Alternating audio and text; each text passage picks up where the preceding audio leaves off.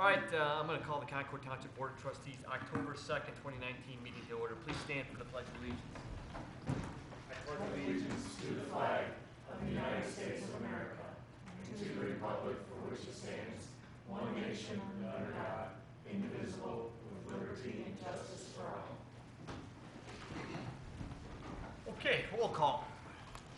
Mrs. Luna? Present. Mr. Dondorfer? Present. Mr. Malczewski? Present.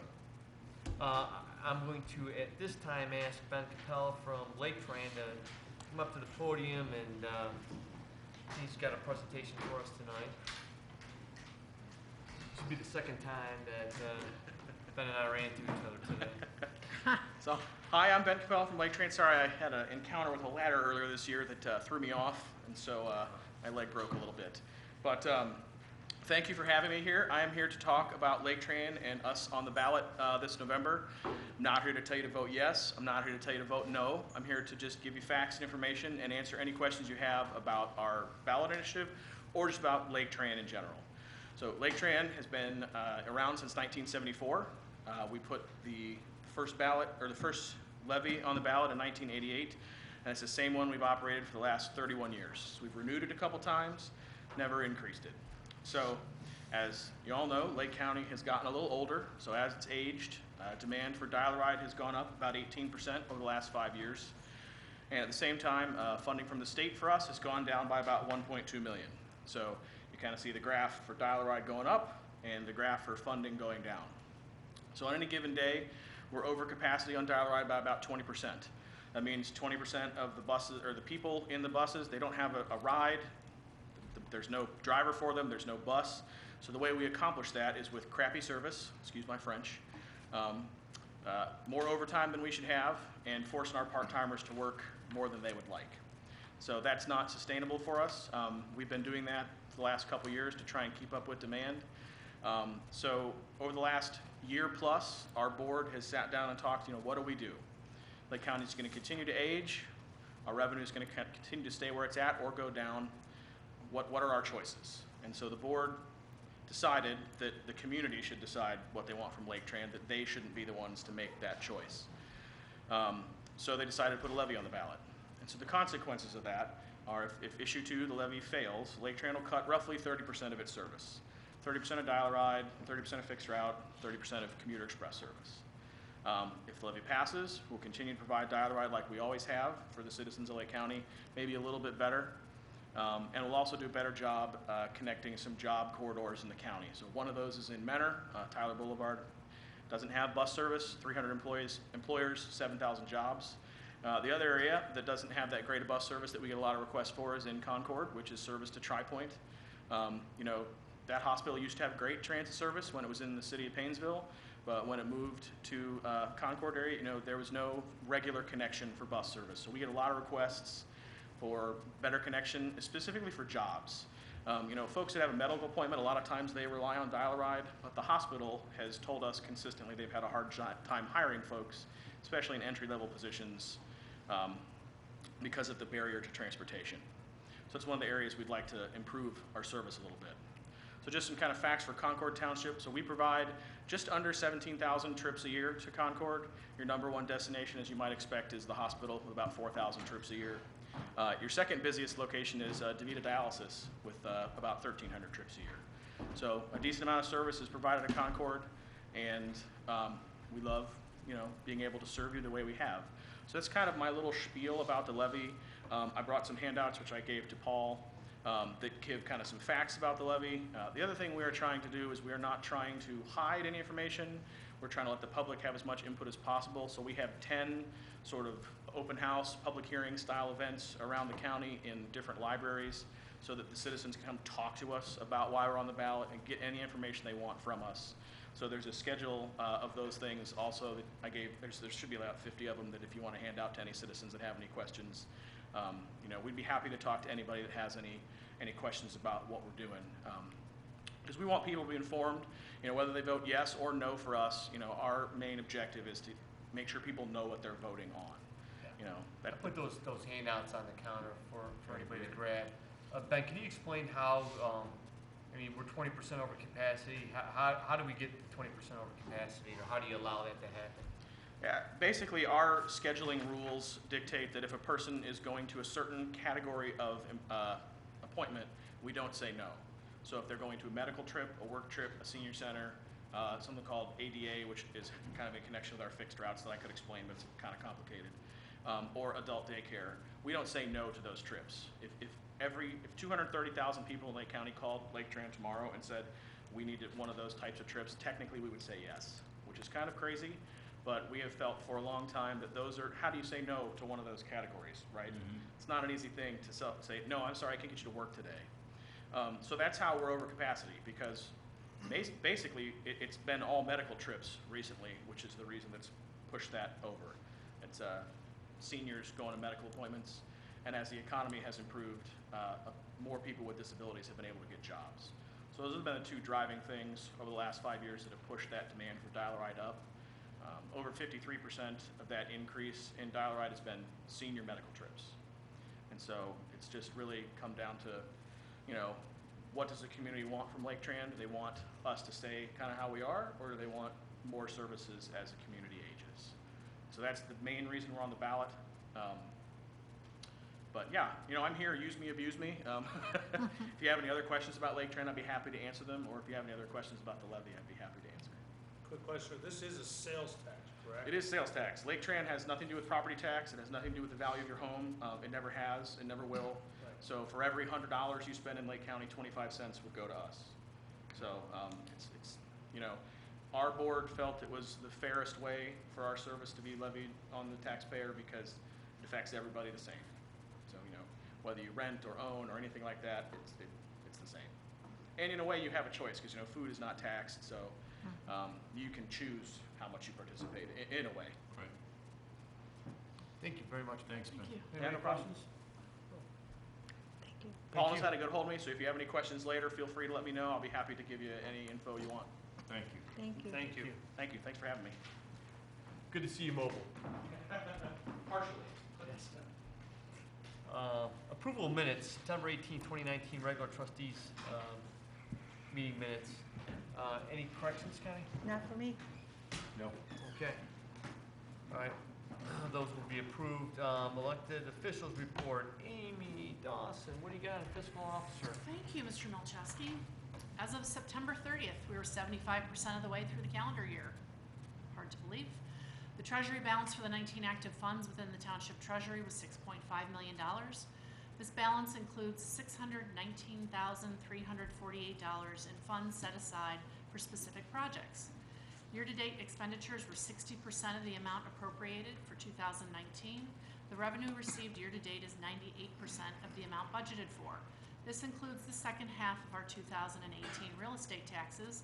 We are well within budget. We will not be receiving real estate tax revenue again until the end of the first quarter 2020. Today I'd like to update you on the State Infrastructure Bank line of credit, or what we call the SIB loan, that was used to partially fund the Capitol Parkway project. It was used to pay for our local share of the state-managed road project. We originally applied for and were approved for $10 million. In the fall of 2014, it was decided we didn't need that much money and signed papers for a $7.3 million loan. In 2015, it was reduced to a $5.3 million loan for a 20-year term at 3%, ending in September 2034. These drops in the credit amount occurred because we were saving and applying cash on the project at the same time. The first draw on the line of credit by the vendor was in March 2016. As of September 2019, the balance on the line of credit is zero. The balance is paid in full. We paid $2.7 million off in 3.5 years. Interest over the life of the loan was originally estimated at $1,625,237.08. We paid a total of $50,212.73 in interest, saving the township $1,575,024.34. I repeat, we paid a total of $50,212.73 in interest, saving the township $1.6 million. I believe that this is an example of being fiscally responsible. Since the majority of our income is dispersed from the county twice a year, financing large projects has become a valuable tool for us. As always, I'm available to answer any questions, so please do not hesitate to email me at adawson@concordtwp.com or call my office at 440-354-7516. Can't think of a more better example, the illustration of how we make sure that we pay our dollars quickly. Right. Absolutely.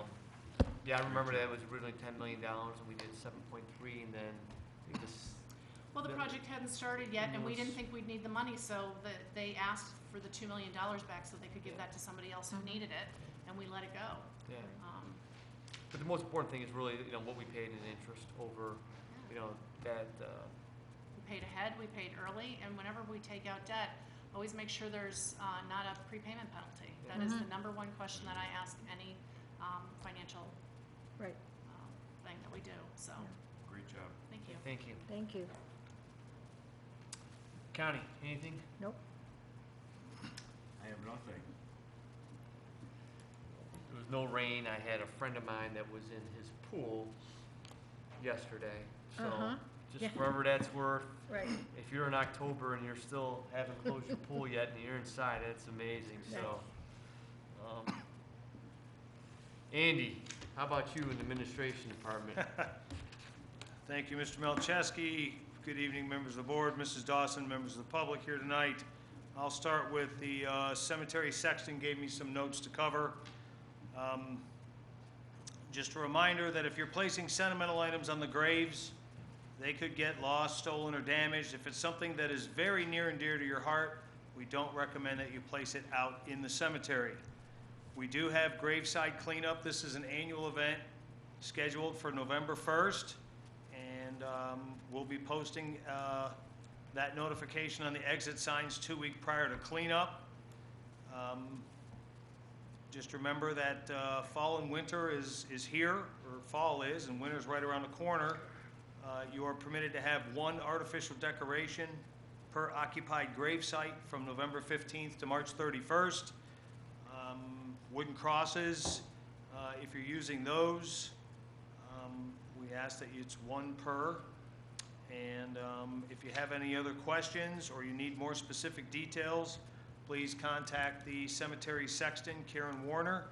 She's can be reached at 440-354-7518. And that's the cemetery sexton's note. I'll start off with some good news. We recently received our notification from the Ohio Department of Public Safety. They have confirmed the results of our audit of the motor vehicle license tax and the permissive vehicle license tax that is tied to vehicle registrations.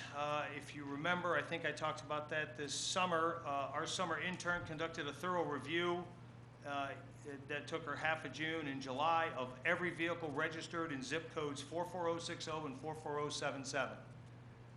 Okay, that's a lot of vehicles. Okay, during the calendar year 2018. We felt we weren't getting our fair share, to be honest. Once a reconciliation was completed, we sent those results both to Mentor and Painesville, to their finance directors. They reviewed our findings, they confirmed our findings. We then forwarded them to the state of Ohio. The state of Ohio has accepted the findings, and we are receiving an additional $9,921.16 in our next disbursement that will go towards roads. So Frank's back there smiling because he gets a little more money for roads. So that's good news, and that project paid off. Yep. Very much so. The only other thing I have, we'd like to congratulate Thai 999 on their new space. It is a Thai restaurant. They have relocated to a new location within the same plaza, Concord Plaza. We appreciate their continued investment in our community, and we wish them great success in their new location. And that concludes my report, sir. Thank you. Thank you. All right, service department, Mr. Kraska. What happened to the fire department? Oh, I know. I'm saving them for later. Okay. Go ahead, turn. Good evening. Good evening. Hi, Frank. I closed my pool today. You did? Oh, Oh, that's sad. It might be a You're sign of concerned about the things to leaves. come. Yes. Yeah, I got too many trees. It's more work than it is fun. The service department this past month of September was active both on township roads and at the cemetery. We're currently working in the Quail Hollow subdivision, specifically on Mountain Quail Drive, replacing significant sections of roadway. Thus far, we have completed 407 square yards and expect to continue these improvements throughout November and perhaps into early November. In September, we also resurfaced part of the intersection at Radcliffe Road. We constructed the concrete base for the dugouts and installed benches on Baseball Diamond 2, and this week we also finished the outfield. That was done by John Lassiter. He is a Concord resident, runs a local landscaping business. He brought in a crew on, I believe it was Wednesday, and they did a really, really good job, and I was completely impressed with what they were able to accomplish in one workday. So, should see some grass growing out there in the field. Our goal is to have that field ready to play by next May. So, hopefully we can ramp up baseball activities in the township. We also continued our township-wide right-of-way grass cutting program, and we reestablished a drainage easement behind 3 yards on Concord Point and Dawn Place. We installed driveway culverts on Leon Drive, Ridgeview Trail, and Spear Road. We rebuilt catch basins on Brookfield, Tanbark, and Cypress Circle, and completed roadside ditching on Bridlewood, Martinique, and Pine Hill. As part of our Lake County Stormwater Maintenance Program, Grade Works was contracted with to remove the overgrowth of a detention area located at the corner of Thatcham Lane and Hoos Road. Along with clearing the retention area, they restored the drainage channel within and will be treating the Phragmite grass growth which overpopulated the area. On Saturday, October 12th, from 8 a.m. until 2 p.m., residents will have the opportunity to drop off brush and yard waste at our service department here on Ravenna Road behind Town Hall. Service department personnel will be on hand to assist residents and help offload brush and yard waste as they arrive at the collection center. Brush dropped off will be chipped and made available to the residents. Yard waste is collected and taken to a local recycle center and composted. Limbs, twigs, branches no greater than 6 inches in diameter will be accepted. Yard waste will only be accepted in biodegradable bags or small containers that can be dumped. No tree stumps, pallets, contaminated materials, or processed wood such as lumber or railroad ties are accepted. In the meantime, we will continue our yard waste drop-off on weekdays at the service department garage, Monday through Friday, 7 a.m. until 3:30. And I do want to say that that program has really stepped up. We have regular people coming in every day now. So as the word's gotten around, it's far more aggressive people utilizing that means of recycling those materials. The annual curbside leaf pickup will be held the week of November 25th. The collection will begin at 6 a.m. on the morning of Monday, the 25th. There will be no return trips to pick up bags that were not at the curbside when the collection began. Township-wide collection typically takes 3 to 4 days to complete. Residents are required to supply their own biodegradable leaf bags. Bags can only be filled with leaves. Leaf bags should be placed at the curb where a vendor will pick them up. No leaf piles or plastic bag will be accepted. The vendor also asks that residents don't overweight the bags with wet leaves, making it almost impossible to pick up safely. This pickup program will take place the week of November 25th.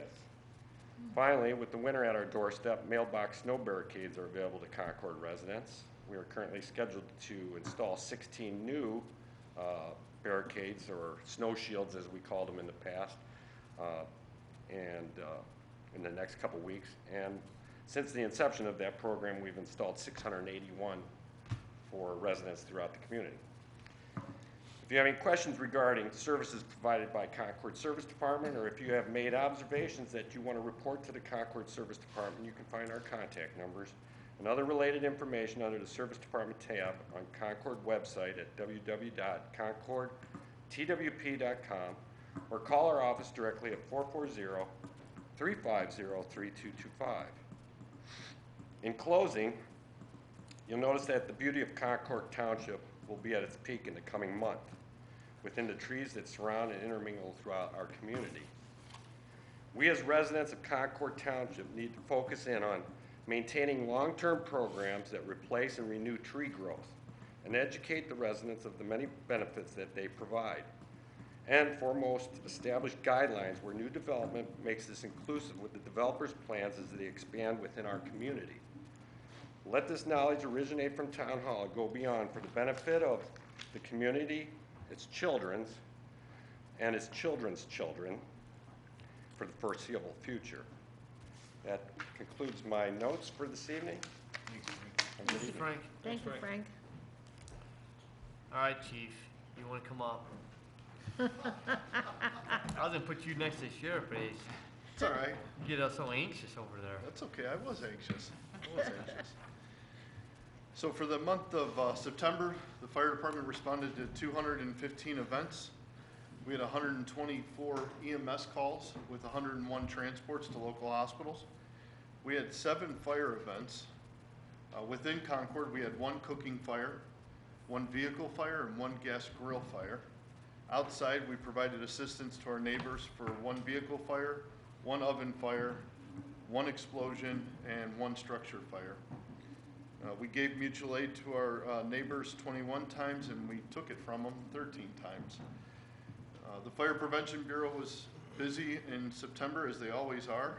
They had 4 plan reviews, 6 annual inspections, 4 follow-up inspections, 3 system testings, 3 sprinkler testings, 3 alarm tests, 1 safety training care facility, safety training in a care facility, 1 Knox box installation, 1 safety standby event, and 1 public safety education event. The week of October 6th through 12th is National Fire Prevention Week. It's important to remember that not every hero wears a cape. Plan and practice your escape routes. In a fire, mere seconds can mean the difference between a safe escape and a tragedy. Escape planning and practice can help you make the most of the time you have, giving everyone enough time to get out, whether that's in your residence or in your business or wherever you're at. During the month of October, Concord's fire educator, along with the firefighters and vehicles, will be visiting our school children. Talk to your children, create a plan, and practice your escape. We have tools available and information to assist you on the fire education page of the Concord Township website. Thank you. Thanks, Chief. Chief and I got to go out to see Painesville Township Fire Station 3, right, Yes, today? yes. Which has kind of a stucco, it's got a brick facade, then there's like a stucco layer there. But you can see where the water gets caught right there on that ledge between the brick and the stucco and the deterioration. That's how many years old is that? It is buckled, yeah. Yeah, I'm not sure how old that station is. So I'm thinking it's 7 or 8 years old. They're gonna have to start. They're gonna make some significant repairs. Yeah, they have to tear the exterior off and replace it. Oh, gee. Yeah, it's a shame. It's on the south side of the building, right? All the way around. Interior. All the way around, And Mr. Dunder's. additionally, the chief was showing me how inside the bays, they're just it's stick built, and you have it all open there. And how, based on our plans, we have it so that it's closed out. You have the heat. The heat rises. You're not heating all that excess space up there. Right. Right. Our heat's going to come from the ground up instead of the top down. It's not going to be all.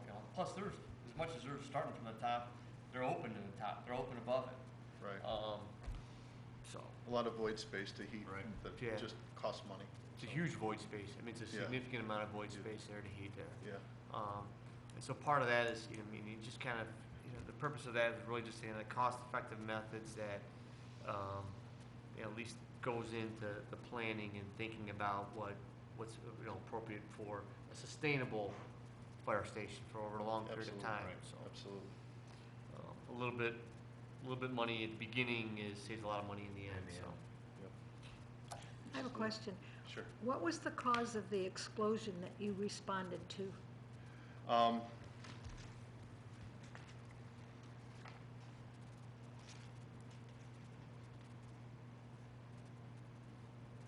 I believe that one was that might have been it was an air compressor. Oh, okay. It was an air compressor in a garage and severely injured the occupant. Who did it? Yeah. Okay. So, and that was outside of the township. That was not in. Oh, all right. That was not inside Concord. Okay. That was a mutual aid event. Okay, thank you. Connie, were you concerned it was something at your airport? No, When a movie was shooting? no, they didn't. They just had firearms. They didn't have anything that exploded Not that you know. Yeah. that I know of. Right. Did you stay and watch the whole? Thank you. Did you sit out and watch? I sat out. Thanks, in the- Chief. I sat in the front yard and watched what was going on at the airport because I wasn't supposed to be there. For those of you out in the audience, Connie had a movie, or a portion of a movie shot at her home / business, Yes, your front yard. and you can watch it next year. It's called The Minuteman, starring Liam Neeson. And he was at the airport. But I didn't get to meet him. Starring Connie Luda. No, I won't be in the movie. You're gonna be in the credits. No, my hanger will be in the movie. I know you decided you were going to retire, but I didn't know you were going to go straight to the movies. Straight to Hollywood. Straighten up. Zoning Department, Heather Freeman. Good evening. So during the month of September, we were very busy in our office issuing permits. We processed 38 zoning permit applications and collected just over $4,000 in fees. The majority of those permits were for fences and accessory buildings, a couple decks and pools. We had 2 single-family dwellings and 1 new commercial building that you might notice that's under construction currently at 7505 Ravenna Road, just south of here at Town Hall. It's a new collision center, Concord Collision, so that you'll notice that that is currently under construction. Also, during the month of September, our office received and began investigations on 11 new potential zoning violations. In addition, we performed 90 site inspections for open zoning permits. Last night, the Zoning Commission had their regular scheduled meeting. The public hearing that was for the zoning map amendment that was scheduled to take place last night was actually continued until our December 3rd meeting at the request of the applicant. The November 5th Zoning Commission meeting had previously been canceled. So next week, our Board of Zoning Appeals will meet on Wednesday, as usual, at 7 p.m. at Town Hall. We have 1 old case and 2 new cases to be reviewed.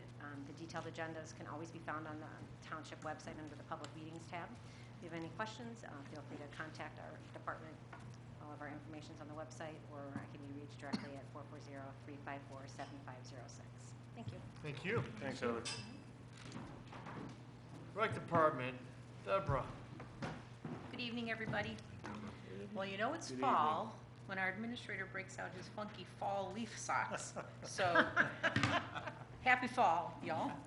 The Concord Township Recreation Department encourages folks to throw on a comfy sweater or some nice leaf socks and try something new this season, like a fun and informative leisure class.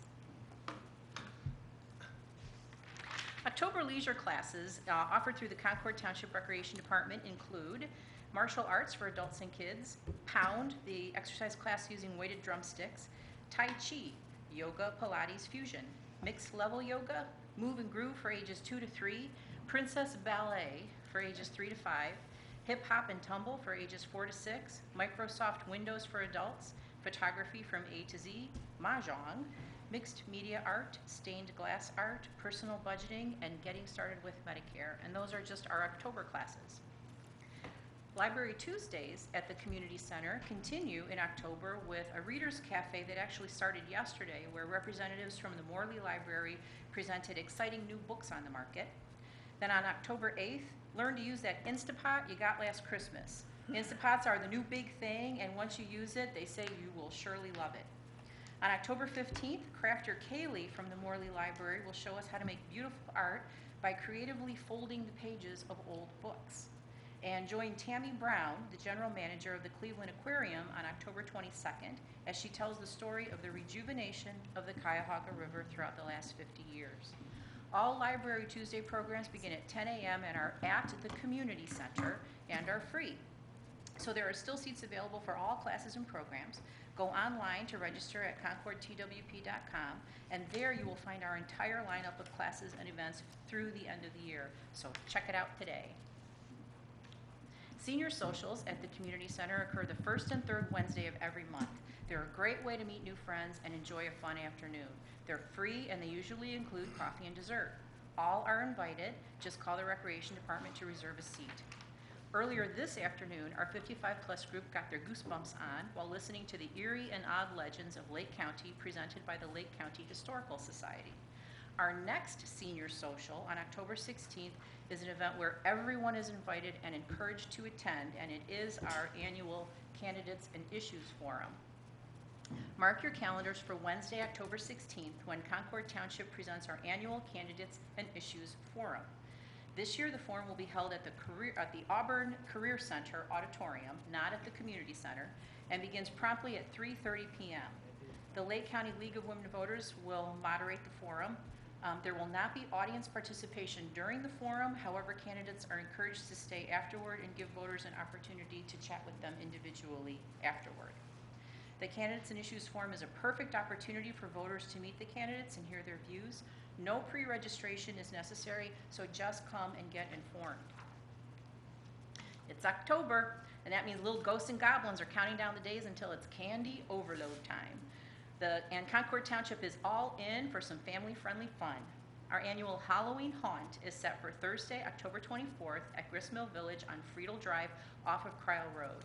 The haunt begins promptly at 6:30 p.m. outside First Federal Lakewood Bank, where kids receive a goodie bag and their first treats of the evening. And then families trick-or-treat their way through the shops at Gristmill Village, so parents must accompany children. Thanks to First Federal Lakewood Bank and the businesses at Gristmill Village and Cryle Road for participating in this family-friendly event. Special thanks to the Concord Township Fire Department for always bringing a fire truck and a squad for families to explore. And this year, the Lake County Sheriff's Office is bringing a SWAT truck, not to be missed. The guests are certainly in for a treat. The haunt will proceed regardless of the weather, so please dress everybody appropriately. And again, that's Thursday, October 24th at Gristmill Village. Then on October 30th, get your goosebumps on while listening to docent Dan Maxon present Ghost Stories of Lake County at the Old Stone School at 7 p.m.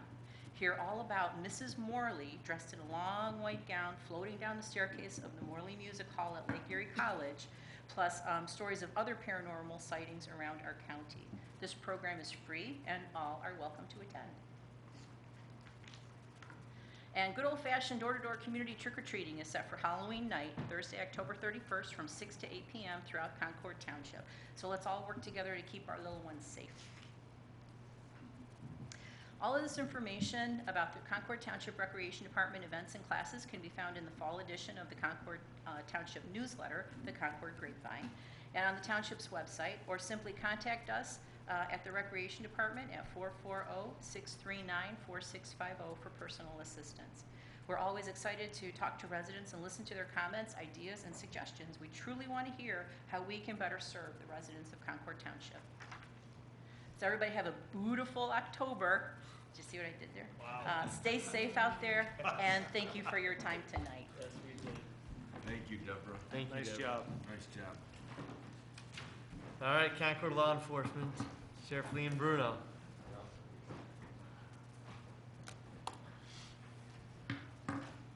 Thank you, sir.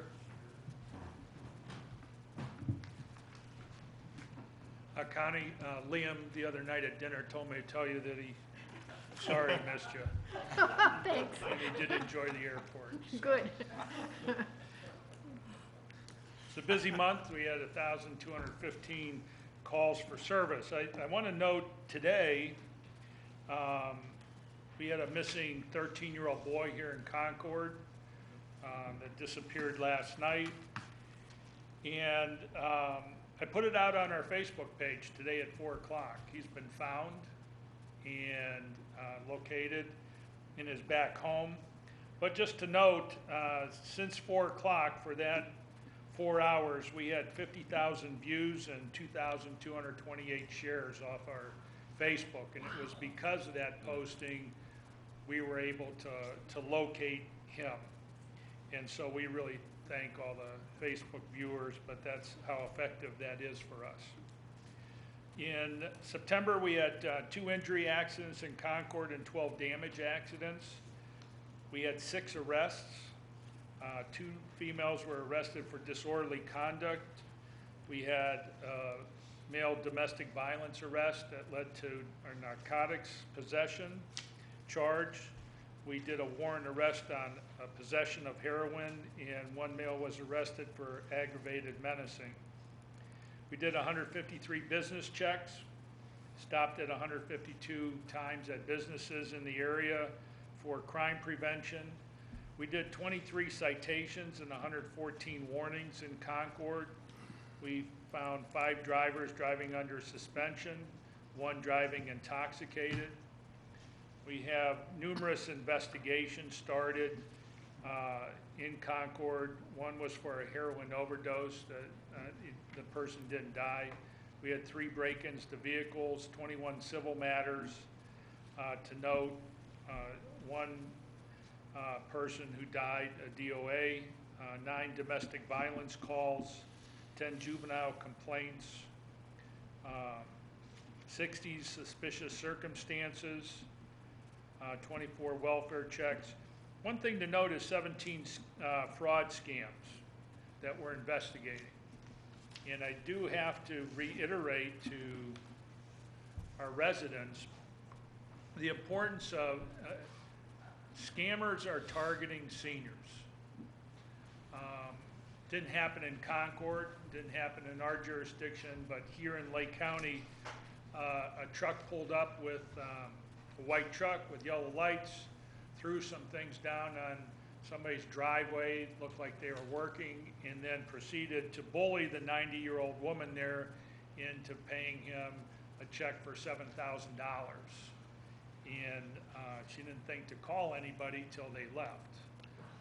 Another senior couple was called, wrote 1 check for $20,000, another one for $20,000, and $2,500 in gift cards to someone who said the Social Security office was after them. Another person, luckily, the teller knew them, and they went to withdraw $15,000 from their account to pay the Social Security Administration, and the teller said, and I'll just say his name was Joe, but Joe, this is a scam, I'm not going to give you the money. Unfortunately, that was located. This is how bad it is. I was in my office Friday, got a call from the Social Security Administration who told me they were there with the United States Marshals and that I had a warrant for my arrest. They asked me my name, and so I spelled it for him. I said, well, you're, and he said, how do you spell that? I said, you are. He said, your last name? I said, an idiot. I said, you're an idiot. This is the Lake County Sheriff's Office, which he then proceeded to swear profusely at me and hung up the phone. What people need to understand, these calls go everywhere. Mm-hmm. And they target seniors who have some money available a lot of times, and a lot of money's being, no one is going to ask you to pay a bill. First of all, Social Security doesn't call you.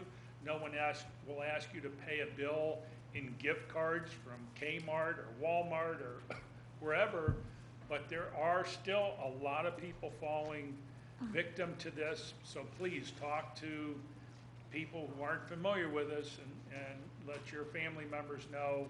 If there's a question, don't pay, call us, we'll answer it for you. Thank you. Thank you. Thanks, Sheriff. All right, anybody in the audience? Audience, anyone? Okay, nothing in old business, no audience, no old business. September financial reports, I have a motion. I'll make a motion to approve. Second? All in favor, say aye. Aye. Motion on the fire department? Make a motion for conditional offer of employment to Daniel Wheeler, part-time firefighter. Motion approved. EMT basic, EMT basics, right, pending a background check and physical. second. All in favor, say aye. Aye. I'll make a motion to approve Pastor Byron Bukovsky as a voluntary chaplain for Concord Fire Department pending background check. I'll second. All in favor, say aye. Aye. Make Aye. a motion to approve the service department request for Chad Gillenwater, step 4 increase to $19.57 an hour, effective 9/17/19. Second. All in favor, say aye. Aye. Okay, and staff meeting, we had September 27, 2019, the service department, Mr. Dondorfer moved to approve the advertising for a part-time employee. Mrs. Luda second that, votes 2 ayes. Executive session, at the end of the staff meeting that ended at 10:16 a.m., Mrs. Luda made the motion to enter into the executive session for the purpose of discussing the personnel matters and compensation. Mr. Dondorfer voted 2 ayes. Mrs. Luda made the motion to exit the executive session at 10:23 a.m. Mr. Dondorfer seconded that. The vote 2 ayes. I was absent from that meeting. Future meetings and announcements. BZA meeting on October 9th at 7 p.m. Again, October 12th, Saturday, 8 a.m. to 2 p.m. Brush Days at Town Hall campus. Again, October 12th, 8 to 2, Brush Days. We'll be closed in observance of Columbus Day on October 14th. On October 16th, we'll have the candidates forum at 3:30. That's at Auburn Career Center's auditorium. That's a new place for us. At 6:30, we'll have the trustees' office hours. At 7:30, we'll have the trustees' meeting, again at Town Hall. Anything else for the good of the order? That's it. Thank you, everyone. Everybody have a good couple of weeks, and we'll see you back here. Thank you.